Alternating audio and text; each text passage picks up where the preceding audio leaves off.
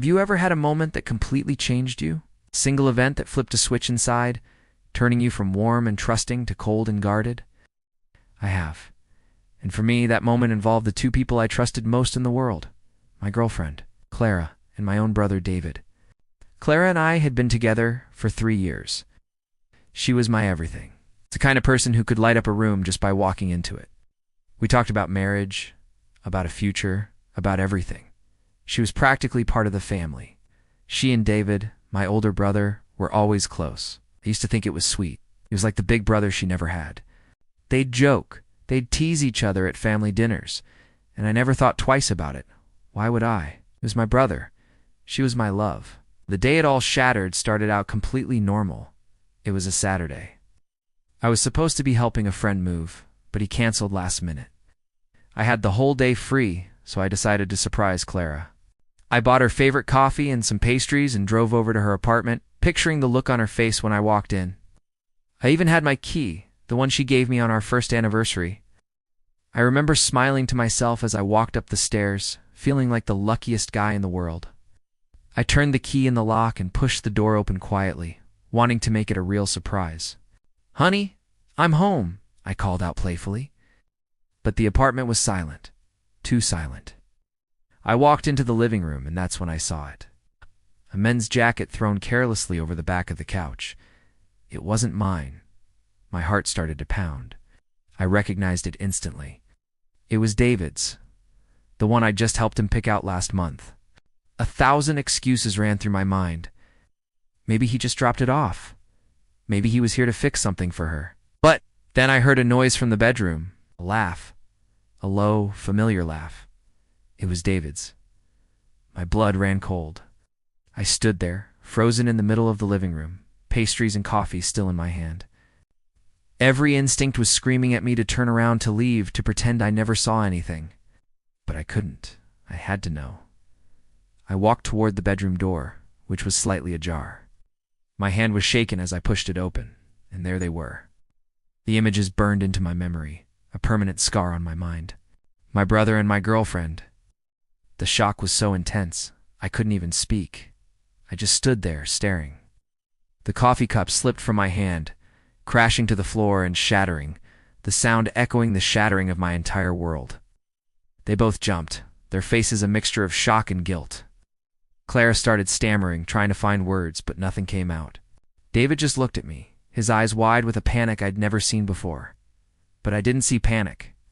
I saw betrayal in its purest form. I didn't yell, I didn't scream or cry. I felt nothing.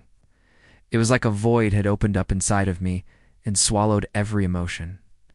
I just turned around and walked out. I left the shattered cup, the spilled coffee, and the ruins of my life on her floor. I got in my car and just started driving with no destination in mind. The radio was playing some cheesy love song, and I remember punching it so hard the plastic cracked. That was the only outburst of emotion I had. After that, just emptiness. Cold, hard emptiness. The next few days were a blur of angry voicemails and 100 missed calls from both of them. I ignored every single one. I couldn't face them. Couldn't face my family, who would undoubtedly hear about it soon. How do you explain that your brother, your own flesh and blood, stole the person you loved? How do you explain the depth of that betrayal? That was the moment I changed. The old me, the trusting, open, and slightly naive guy, died in that apartment. In his place was someone new, someone colder, more cautious. I built walls around my heart, not out of anger, but out of a deep-seated need for self-preservation. I realized that if the two people you trust the most can hurt you so deeply, then anyone can. It took me a long time to process everything. I had to cut ties, not just with Clara, but with David as well. Family gatherings became impossible. The tension was suffocating. I had to create a distance to protect myself. It was the hardest thing I've ever had to do. Choosing to isolate myself from a part of my own family felt like another kind of betrayal, but it was necessary for my own sanity. Over time, I started to heal. But healing doesn't always mean going back to the way you were. For me, it meant accepting the new person I had become. The coldness wasn't about being mean or unfeeling to others. It was a shield, a way of observing, of taking my time, of not giving my trust away so freely. I learned to be more discerning. I learned to value my own peace above all else. This experience, as painful as it was, taught me a crucial lesson about resilience.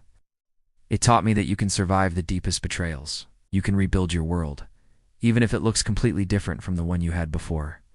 The warmth is still in there somewhere. It just takes the right people and the right circumstances to draw it out. I'm more selective now with who gets to see that side of me. Some people might see this as a sad story, and in many ways it is, but it's also a story of survival. It's about how a single, devastating moment can forge you into someone stronger, more self-aware, and ultimately more in control of your own happiness. The cold isn't permanent. It's a defense mechanism, a quiet strength that reminds me every day to protect my heart and to trust my instincts. And sometimes, that's the most valuable lesson of all. Thank you for listening to my story. If you've been through something similar, know that you're not alone and that healing is possible, even if it changes you. If this resonated with you, please consider subscribing for more stories. Thanks for watching.